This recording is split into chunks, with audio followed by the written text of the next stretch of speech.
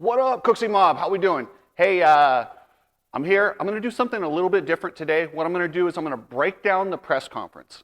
I'm a communications major, so I like to study body language and nonverbal communication and the things that go along with it. And this was one of the most fascinating press conferences I've ever seen. So I'm going to break it down and show you what I saw and kind of read between the lines, and I can tell you a little bit more about the top 3 guys in the 450 class. So remember, check out EBC Brakes, guys. They're awesome. They do everything to support this channel, support the industry. They support Kevin Moran's. So check out ebcbrakes.com. Then my buddy Coach Rob, the smartest guy in the fitness industry in the motocross platform. He's got programs for everybody. They start at $30, go up from there. Let him know you're Cooksey Mob, and he'll take care of you. So also, Epic Garage Designs. I'm in the Epic studio today. I love it here. It's awesome. We got floors. We got stuff to make your bike look awesome. We got cabinets, racks, you name it. Anything you want to do to organize your garage, check out epicgaragedesigns.com. While we only install in the Southern Nevada, Arizona, California area, we can ship it to anywhere in the country. And then also, Steel City Men's Clinic. They have done an amazing job at keeping me healthy. They do a lot as far as cutting edge stuff, as far as taking your blood, running your blood work, figuring out where you're at, getting you the right supplements. They do photobiomodulation. I mean, they do all this really cool stuff. They're very involved in concussion management. So check out Steel City Men's Clinic. They'll keep you healthy. Without further ado, let's get into this bad boy.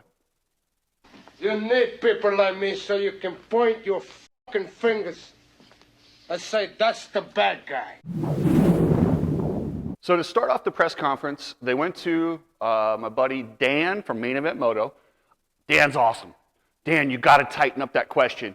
You gave like a full, hey, you told Eli, you walked him through his whole main event, and then you asked him about the last minute. So if you could just ask that last portion, you'd be better off. And Ty and Ricky, the whoops were tricky. It was a long whoop section. You started the main event skimming. You kind of went to a jump line, maybe halfway through, about halfway through, went back to skimming.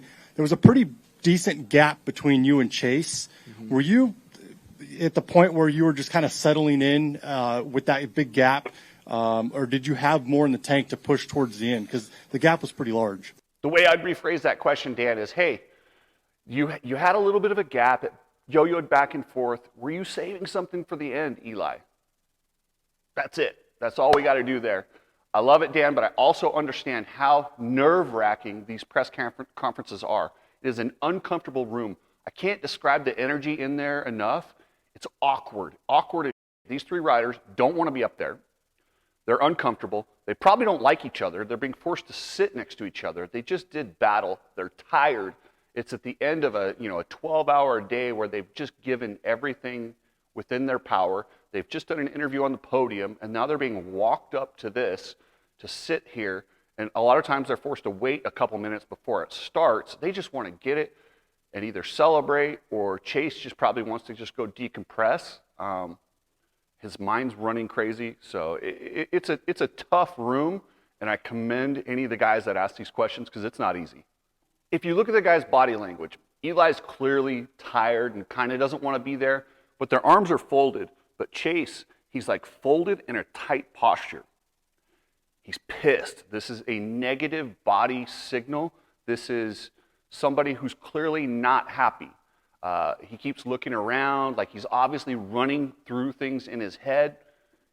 He's not necessarily listening. He listens a little bit to the other guys, but it's more like he's definitely in his head.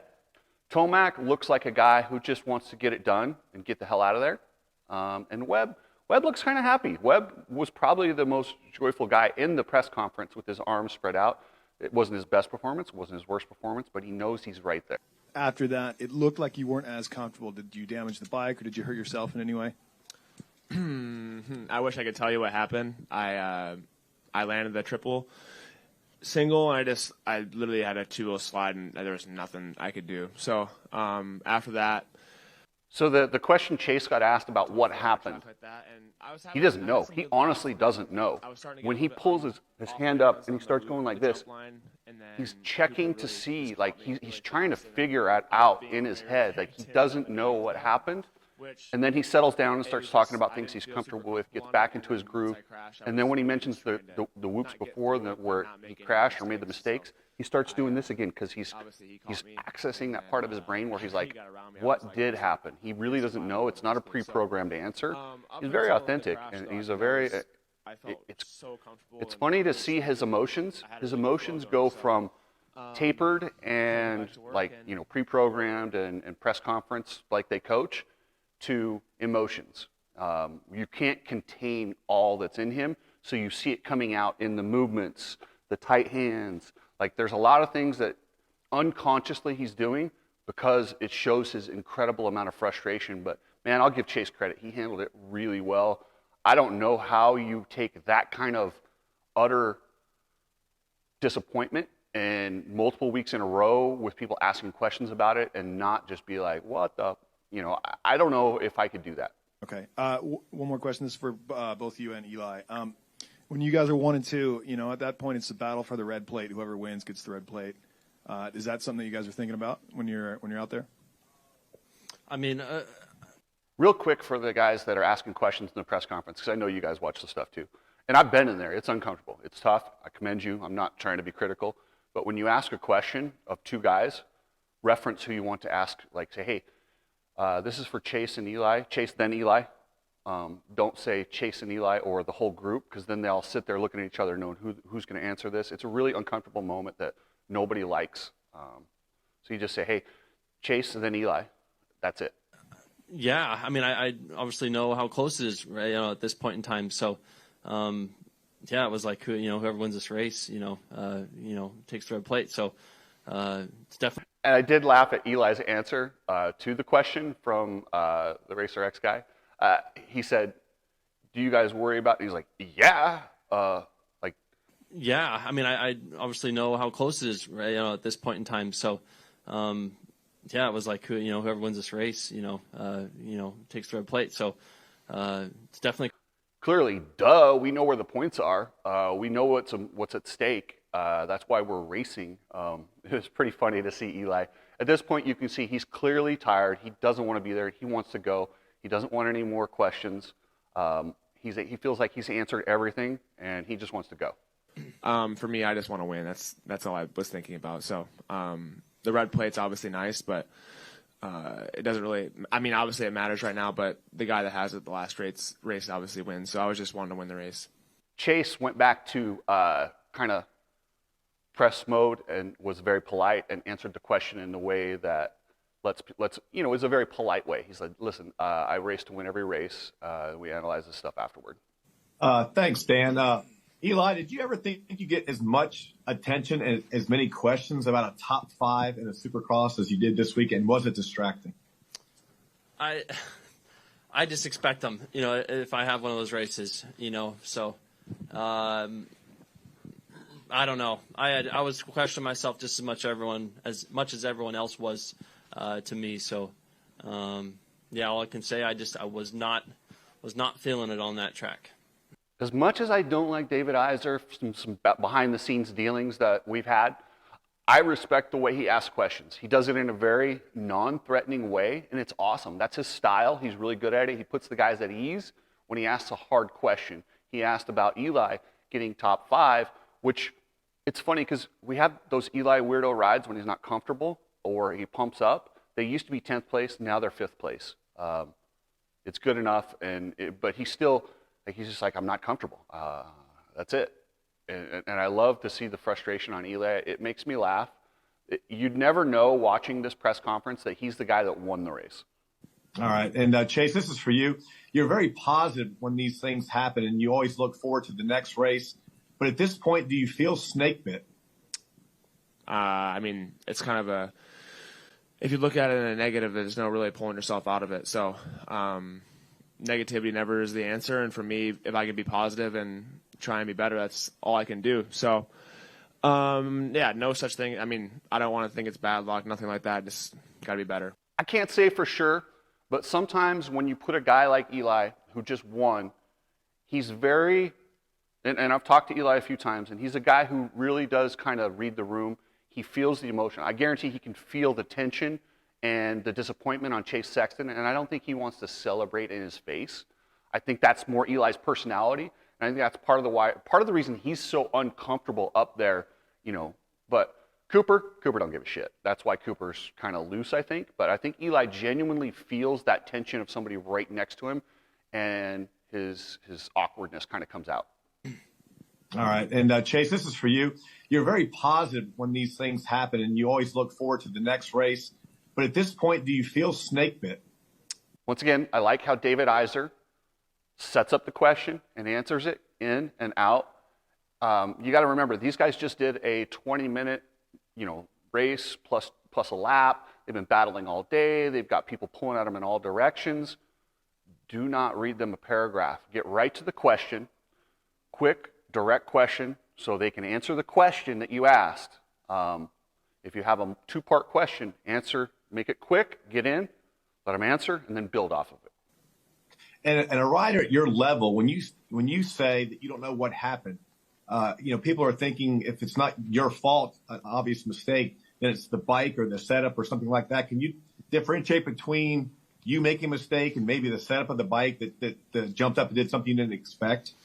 Yeah, it's hard to say. I mean, like I said, I did the same thing I did the lap before and ended up on the ground. So it is tough. It's tough mentally to. It's funny when David Iser is asking the question, and he gets to the point where it's like a rider of your caliber, or the bike, the setup. You see Chase.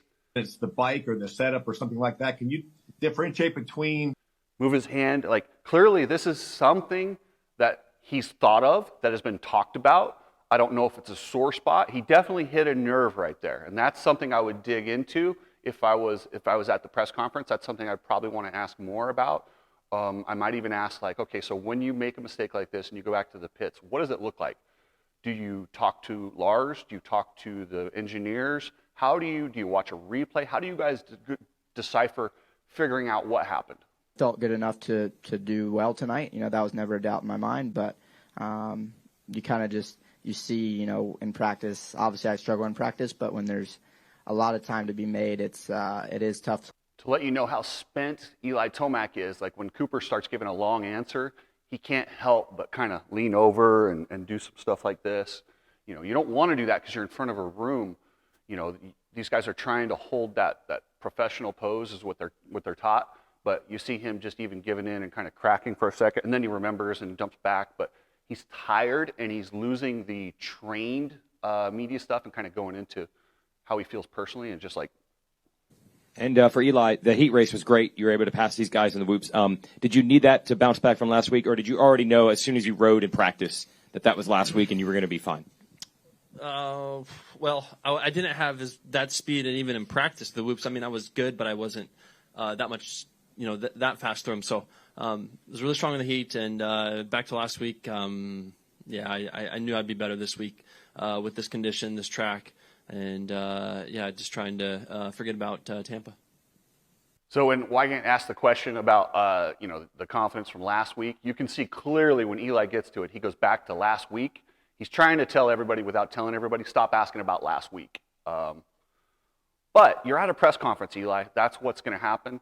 And sometimes, maybe I'm just an asshole, but I would dig on that when I see somebody not wanting to talk about it. That tells me there's something there, and I need to go a little further with that. Have the same intensity you do at the end of the race at the beginning. I think it's a little bit maybe just being too conservative, limit a little harder than I was at the beginning. And that's where I got to kind of maybe get out of my comfort zone a little bit and push that limit there at the beginning, knowing that at the end I can make it happen. I think this track too was. Eli and Chase tend to hold their poses really well. When Webb starts talking, it's almost like they feel like the attention is not on them, and they go back to relax mode. You see Chase starting to look all over, and like you can see the frustration oozing from his body. As much as he's not saying it with his words, and he's saying all the right things, which is incredibly professional, his body is screaming frustration, anger, disappointment, confusion as to why. Like all these things are coming out of Chase's body language.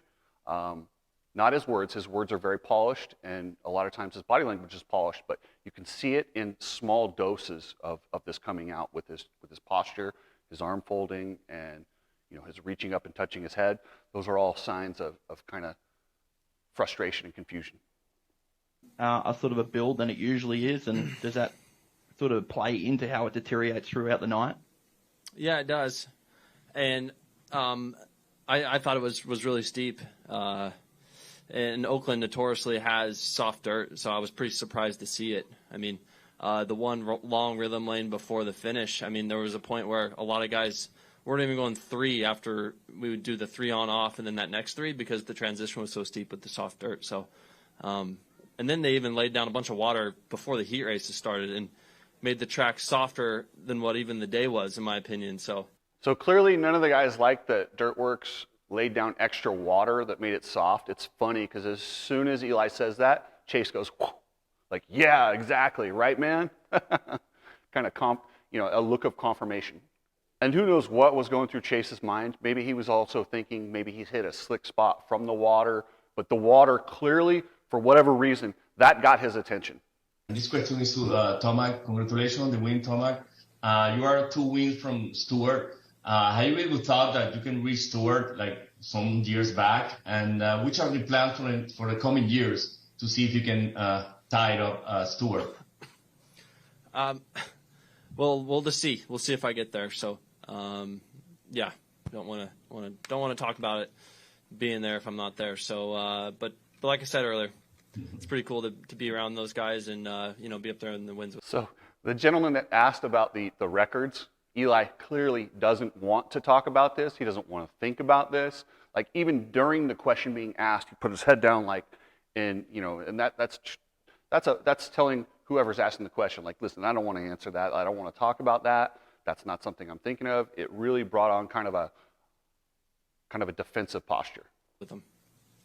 All right, and the final minutes, did you thought that you could win the race actually? Win?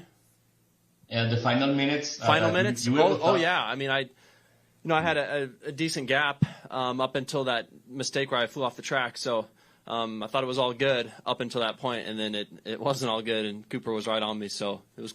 I'm sorry. I have to laugh. In the final minutes, do you think you could win the race? I don't know if there's a language barrier there or what, but like, duh. Of course he did. He was winning. Yeah. Eli's even like, yeah, of course I did. For Eli, what went through your mind when you saw Chase go down and obviously you're able to assume the lead? So, what was your take on that at that point? Well, I just thought it could happen to any of us. That situation from the beginning of the day with the way this dirt is and how steep the build was. Wow, the best reaction I saw in this whole press conference is when Alex Gobert asked his question to Eli about what went through your mind when you saw Chase go down. Chase goes, and just you could see the anger and the pain, like he couldn't contain it. And it's funny, those are the glimpses of the real feelings coming up and not the PR and not the pre-trained. Like I say, you have to look really close, but you can see it. But man, the anger, like, I feel like he could just wants to take a Coke can and just like freak out. But he's confused and frustrated. And then the whole time he just pulls back to that defensive posture that I'm blocking it. I'm mad. I'm defensive. I'm negative. That's what Chase did here. And it really, man, I feel bad for him, to be honest with you. It's got to be tough. And then you have to go up after you just made an embarrassing mistake that you shouldn't have. And then you got to go up and answer 3 questions. And then you got to listen to your rival who just won the race answer about it. Whew, that's tough.